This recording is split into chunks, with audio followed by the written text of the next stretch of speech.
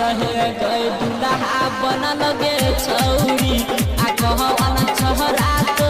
रहे गए सैया बनल गे छौरी कोन गाँव से तोहर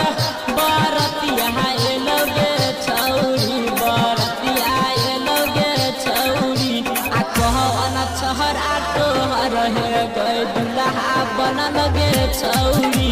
आ कहवन छोहरा तो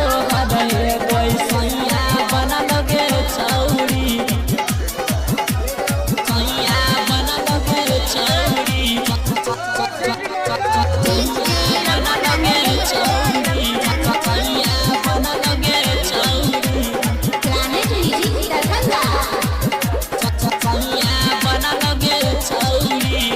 आलो रहे बसवारी में टूटिया भूलल गे छौरी बोल किया भूलल गे छौरी आ कहवन छोहरा के नाम के मेहंदी चले गे छौरी आ कहवन छोहरा तो रहे गई दुल्हा बनल गे छौरी आ कहवन छोहरा तो रहे गई सैया बनल गे छौरी कोन बास के तोहर के गई मरबा बनल गे छौरी बोल मरबा बनल गे छौरी आ कोन सहारी पहिर के कनिया बनल गे छौरी आ कहवन छोहरा तो रहे गई दुल्हा बनल गे छौरी सैया बनल गे छौरी बनल गे छौरी सैया बनल गे छौरी सैया बनल गे छौरी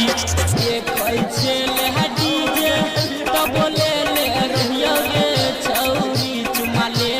रहियो गे छौरी आ दिल हमर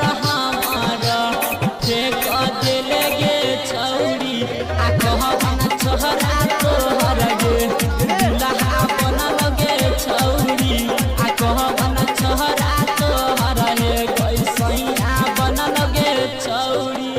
कोन गाँव से तोहर बरतिया एलो गे छौरी बरतिया एलो गे छौरी आ कहवन छोहरा तोहर रहे गए दुल्हा बनल गे छौरी आ कहवन छोहरा तो रहे गई सैया बनल गे छौरी सैया बनल गे छौरी सैया